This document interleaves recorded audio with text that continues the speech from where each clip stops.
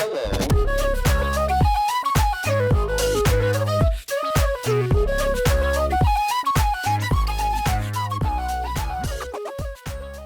you go. It's everybody, Kajima Atoshiv, and welcome back to episode number 151 of the Inline G Flute podcast with me, your host, motherfucking Inline G. It is the 151st episode special. Woo!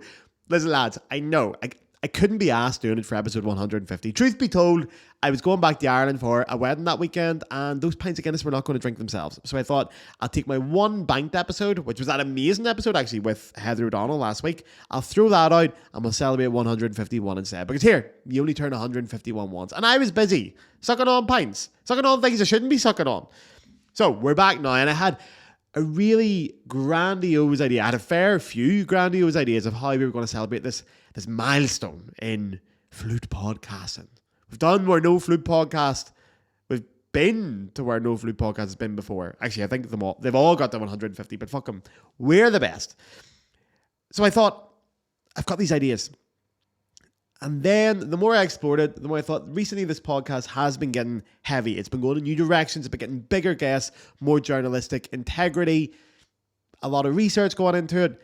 It's a lot of work and I adore it. But maybe just for this one special episode, we go back to the way it used to be, back to the old days when it was just me and 5 of you out there. If anyone is still here from episode 1, by the way, fucking fair play to you. Not many people have hung around that long. But you might remember what it was like back in those days. It was just me at 2 o'clock in the morning drinking beer and talking about Naxi raccoons. And that's what I want to get back a little bit today. I want to get silly. So today, very simple episode. I'm going to be answering your questions, no matter what the fuck they are. I haven't even really looked at them yet. I've prepared them a little bit, but I haven't really looked at them, and I haven't prepared any answers for these whatsoever, except one, which we'll get to. A little bit I had to prepare one. But I'm writing notes. I follow them every episode. These are going to run out soon. We're going to be raw dogging this in a minute. So I've put them all together and I've had a wee thing. So let's get straight into your episodes, your questions that you asked me on Instagram last week. So straight off the bat, someone asked me, hey Gareth, is there really any difference between gold and silver in a flute? Well, fuck. I'm glad you asked, stranger. This could be the entire fucking episode, but we're going to try and speedrun this, okay? Because some people, Americans, would have you believe that there is no difference whatsoever between a gold flute and a silver flute. It is an argument that is raging all over certain corners of the internet. And you know what? It's always the fucking shite flute players who defend the point of material having no difference. So give me 5 minutes here, lads, and I am putting this to bed once and for all. So the main source for the claim that there is no difference with material on the sound of the flute is a study. You'll have seen it linked and quoted all over the place. This study is from January 2001. It was done in Vienna, and it was titled Silver, Gold, Platinum, and the Sound of the Flute by 4 different lads. Now, this is available online. You can feel free to go and Google it and read it. It's up on the internet. It is absolute horse shit. These lads, right, basically, they got 7 professional flute players to play a 3-octave chromatic scale, the solo to Brahms' First Symphony, and the Carmen Entr'acte solo on 7 different muramatsus of different materials. So ranging from like silver plated, solid silver, right up to like 9 carat, 14 carat, all that kind of stuff, right? They recorded this in a studio, by the way, and then they played it to 15 experienced flute players, including the 7 players who had played, and asked them to say which material matched which recording, etc., in 2 different test types. Now, I'm going to speed run the absolute fucking absurdity of this study. Okay, number 1, it's 4 pages long. 4 pages for a scientific study. Are you fucking kidding me? Man, I typed texts longer than that. There are multiple spelling errors throughout this entire thing. There's no hypothesis at the start as to what the study is actually going to investigate. Standard practice in any fucking scientific study to put your hypothesis and say what you want to explore. Nah, don't bother with that. The sample size of people in this is fucking tiny. 7 people. Are you winding me up? There is no list, by the way, of who these 7 professional players are. Or no list of who the listening group are. There's no names mentioned anywhere. At one point it says, including players who have played with the Vienna State Opera. Does that mean your principal flute's there? Or does that mean they did a youth orchestra concert in 1984 playing 4th flute?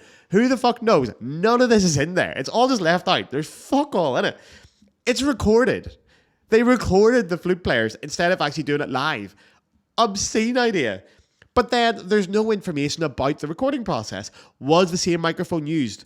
Were the same settings kept on the microphone? Was the distance between the player and the microphone consistent? Was a good microphone even used? What software recorded it? Was playback the same for everybody? Did they have the same headphones, the same conditions, etc., etc.? No, don't worry about all that shit. That's for the nerds to work out, apparently. We're just going to write that we did it, and you take our word for it.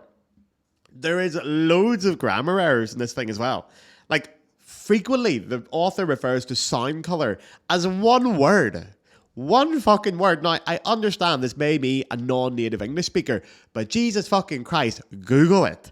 Ask someone, is sound color a word in one word? No, it's not. Fucking hell, are you kidding me? There's a phrase in this. See if you can wrap your brain around this, because I thought I was having a stroke trying to read this. One phrase says, differences are rather seen between the player, whilst those between the instrument are extremely small. What the fuck are you talking about? The amount of grammar errors in that. What the fuck is that? Also, the language in general, very biased and very unacademic. There's one line here. The common stereotype. This is the last line of the whole thing, by the way. This is the conclusion. The common stereotype used by flutists and flute makers are exposed as a stereotype. Exposed. Who used the words exposed in a scientific study? Are you fucking winding me up? The spacing is inconsistent throughout. The typography changes page to page, and the font even changes sizes in 4 fucking pages. Then we even get on to the flutes. It said there is flutes of 7 different materials, of 1 model of Muramatsu. It doesn't say which model of Muramatsu. It doesn't say if it has the same embouchure cut or the same wall thickness. Are the Muramatsus all the same age? Have they had an overhaul or a service at the same time? Are they pitched the same? Was the head joint placed the same? No, don't worry about all that shit. Just take our word for it. We got 7 Muramatsus. Were they even fucking legal by this point? They might have fell off the back of a lorry in Dusseldorf by the sounds of it. Undefined language for evaluation. Absolutely terrible. For example, for the rating scale, it says 1 is a very good sound and 5 is a bad sound.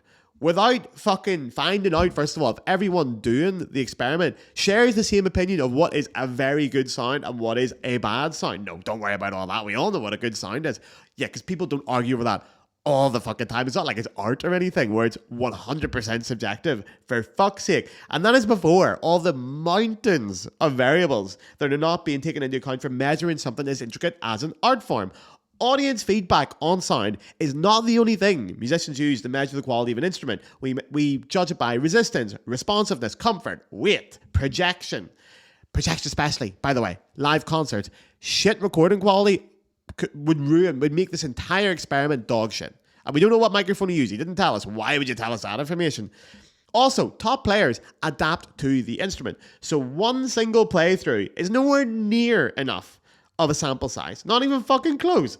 All the results of this entire experiment are based on subjective listener responses. Again, mystery listeners. We have no idea who they are, with 0 credibility, no results based on anything tangibly measurable. What about a spectral analysis? You could run one of those. Resonance measurements. What about fucking getting the harmonic content of it and putting a comparison between the different materials? Nah, just take our word for it. We found 15 people on the street in Vienna and they know what they're talking about. Fuck it. It's not peer reviewed. It has a grossly inadequate sample size. It lacks almost every basic framework for an academic and scientific study, and I cannot believe these 4 lads had the fucking bollocks to even publish this. Never mind how embarrassing it is for people to cite this piece of shit as a source. This study has more value as a toilet paper than it does as a source. Now, do you know what is a good study? Fuck, I need a break. I'm going to take a drink. Jesus Christ. Stop quoting it. I hope I can clip that. I'm going to put it in every fucking flute group. And all you weird old white men who shout about shit and don't know what the fuck you're talking about can stop going, I found a study. You found a rag. That's what you fucking found. It's dog shit. I cannot believe people are this stupid. Again, follow the thought. If you have one thought going, oh, there's a study, it defends what I want to say, it must be right. Follow it. Get off the train one stop later. Follow that thought a little bit further and see, I wonder if the study's actually any good. Maybe I should critique it a little bit using my own eyes and ears and see what happens. Nah, why would you do that? You find what you wanted. You can just shout about it on the internet. I saw someone replying to one of the flute forum things about this recently, saying to professional flute players, no, if you hear a difference, you're wrong. You're definitely wrong. Look at this study. Look at this dog shit study, which has no scientific evidence whatsoever. Man, fuck up. Fuck you and your man. Do you know what is a good study, by the way? Do you know what is a genuinely good study? A large sample group over a long time and enough for time and various scenarios to take feedback from. Do you know what that is? The entire flute industry. There. Every fucking flute maker I know, genuinely every flute maker I know, maybe there's a couple of smaller ones, but everyone I know uses different materials. At least 95% of professional players would claim there is a difference between the material on flutes. Now, I actually did measure this once in French orchestras of how many players play gold as opposed to silver. I don't have those numbers now because I wouldn't bother. But if you don't even believe that, this podcast is obviously on 151 episodes. A lot of flute players that came on here as guests. Not one single person I've chatted to on this podcast has claimed that material makes no difference. Look at the names of the boys who have been on this podcast. And you fucking tell me this. Every maker, every top player, huge amounts of amateurs all agree, but no, we'll listen to 4 fucking Austrian lads with a Walkman in a cave in 2001 instead. And I've got fucking receipts. I've got receipts. Look at this, right. James Galway for the Irish Times in October 2013. It's not just the sound and the look, but the response. Gold flutes are very responsive compared with silver or any other metal. Emmanuel Bayou for BZ Berlin in March 2015. I'll do it in German first because I can fucking do that because I'm educated unlike some of you pricks. Not my listeners, by the way, the people who are listening because I'm attacking them. Die Goldflöte erlaubt mir mehr Leichtigkeit, mehr Spritzigkeit in der Artikulation.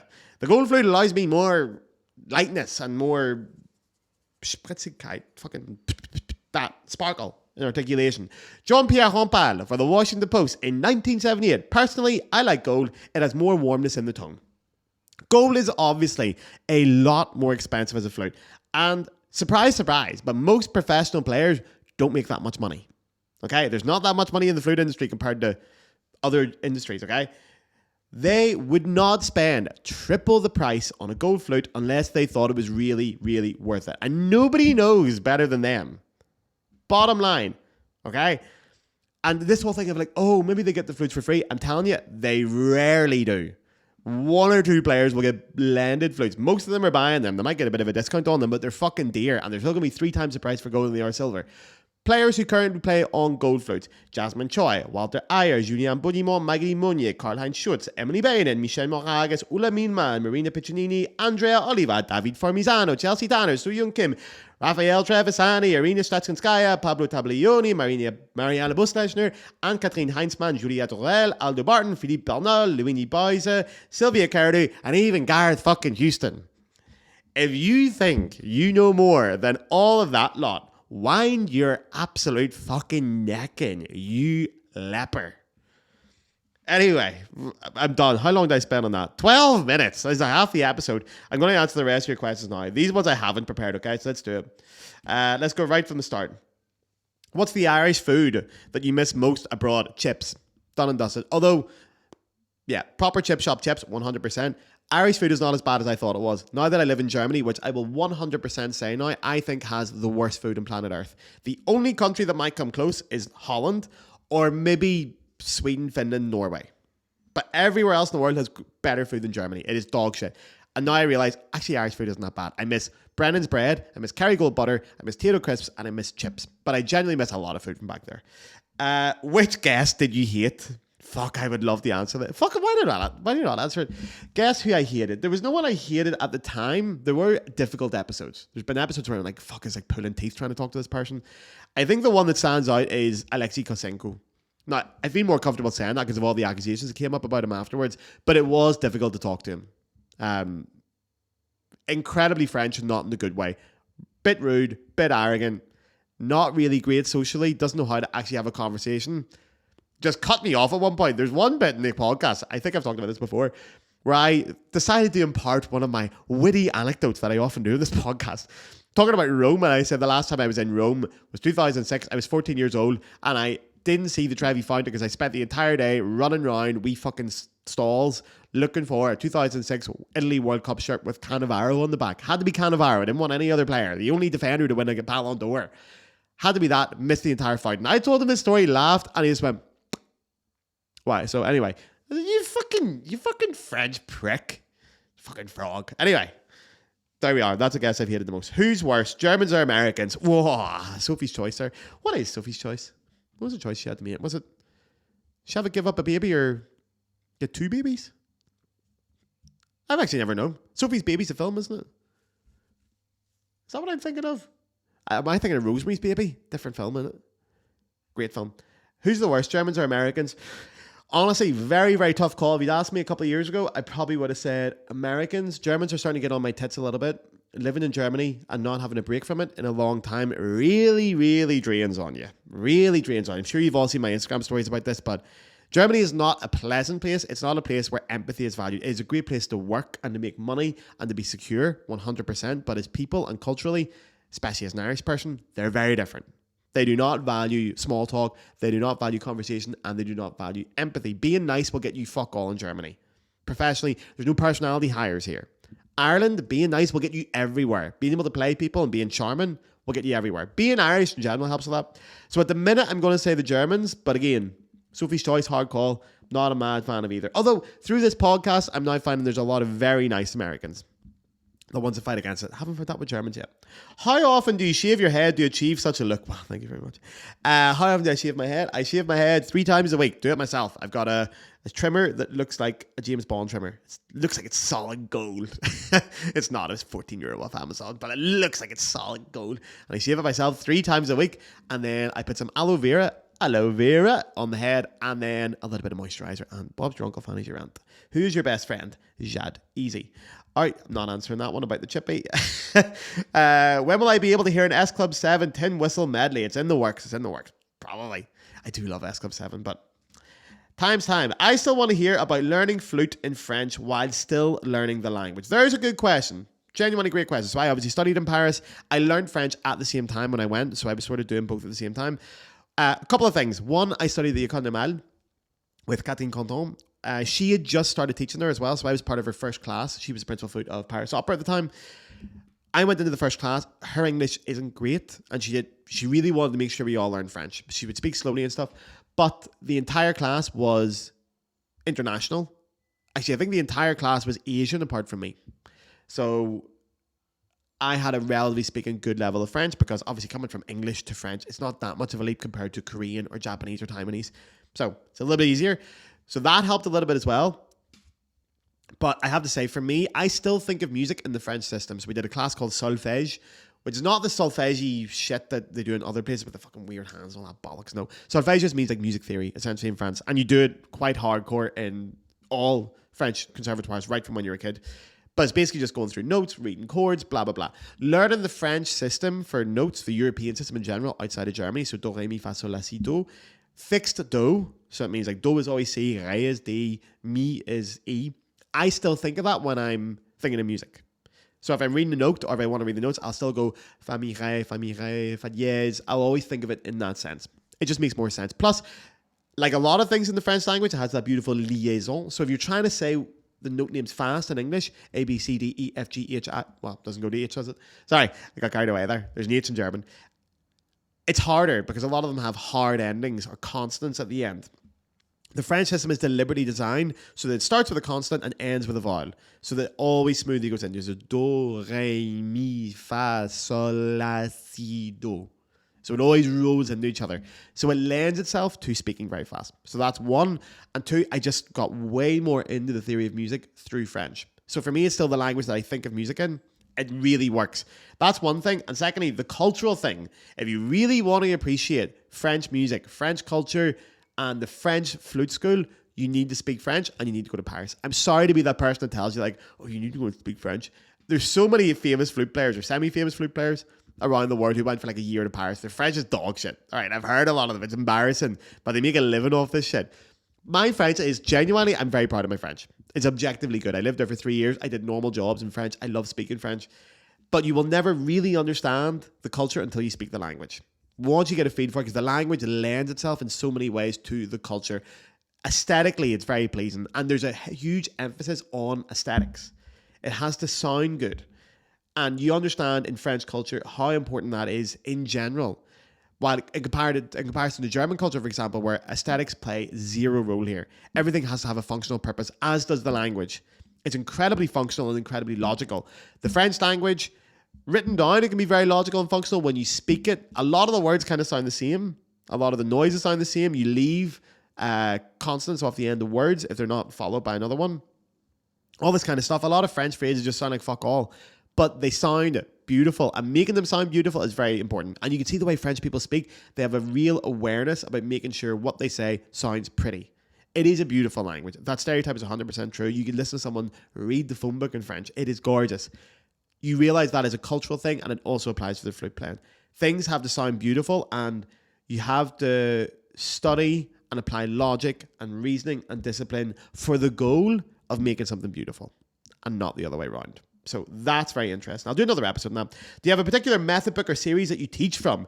I have a shitload of them, okay? I am a huge believer that not one book is better than the other. It's how you treat it. You can learn with anything. You can really, like, some of the best practice I've ever done has been playing long notes, or playing fucking basic melodies, or playing an Irish melody, where it depends how much I listen. The main goal of it is structure and motivation. So sometimes it'll work for you. You have to be willing to throw it in the bin as well. The books I generally use, I've got all the Y ones. I haven't used the blocky ones yet. Someone's asked about that. I don't think they're as popular in Europe. The Moise ones, obviously, De La Sonorité, I use quite a lot. Philippe Belnau's 2 books are fantastic. They're really, really good. And Robert Wynn's melody book I use religiously, because I really believe that studying tone and interpretation through melodies, especially ones you know, is gorgeous. You know what? That's going to be a great episode. We'll do that. But in general, here's my advice. Get a load of them. Have them all backed up on an iPad. Really, get an iPad. I cannot emphasize that enough. Instead of fucking traipsing around with 300 books, get an iPad, download Fourscore, scan all your books in, or illegally download them if you have to, and then just jump between them. Spend a week on one and just jump to something else. Whatever motivates you and gives you a sense of structure and discipline while also getting your juices going, that's what works. Bottom line. There you are. Except for scales. You have to do scales, okay? But that's it. Do you need a car to live and work in Cologne? No, you do not. But this is the great contradiction of German society. Germans are so eco-aware. And they're so fucking annoying about it, because the one thing Germans love more than anything in the world is cars. Germans are mad for cars. They drive everywhere where they do not have to drive.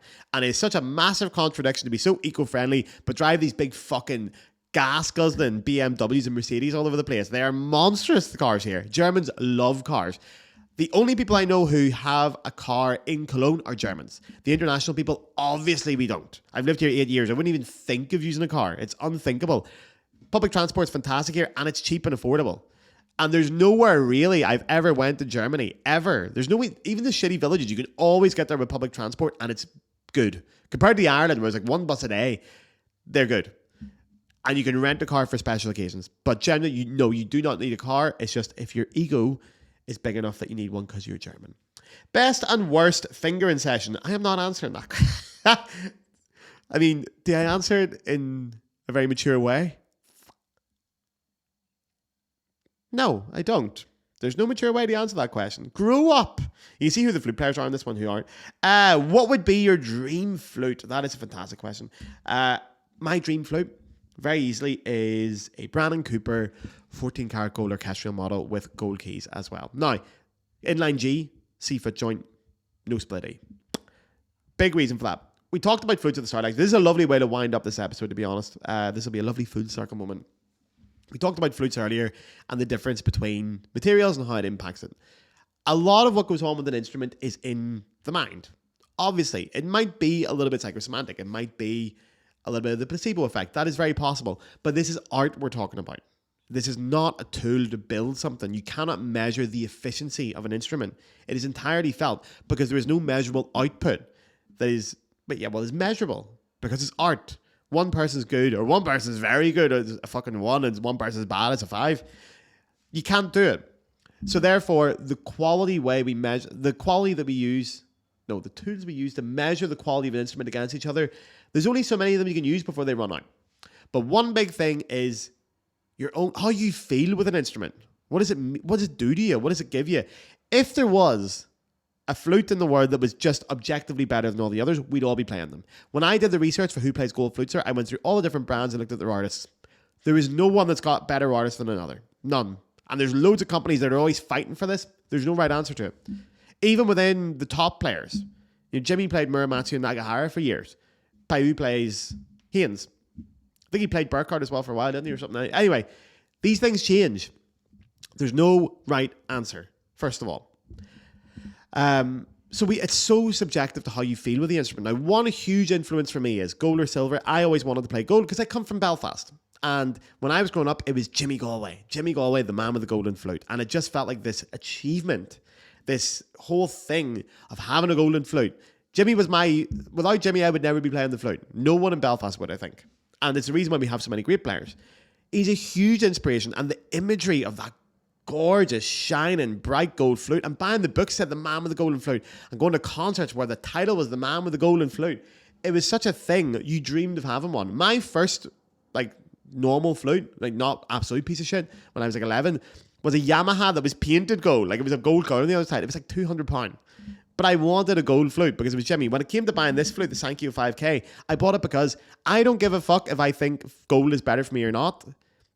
I want it to be better, and I'm going to make it be better because I want to play on gold. It gives me a confidence, it gives me a rush, it gives me something just makes me go, oh.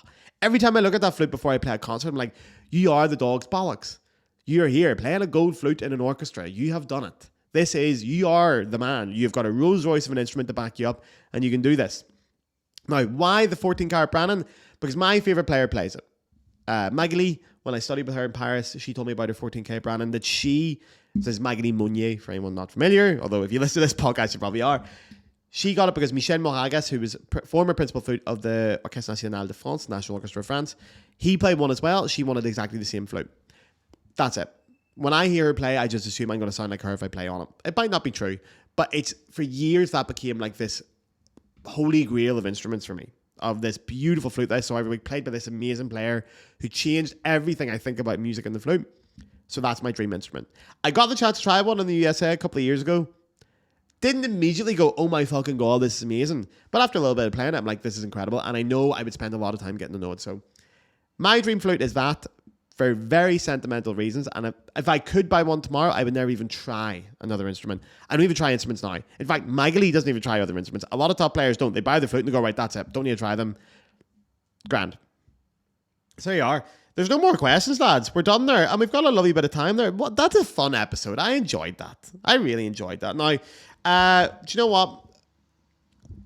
Patreon. I normally do a Patreon read about this time. I'm going to do it a little bit differently this week. Instead of doing the classic one, I do just want to say thank you. We've got to 151 episodes here.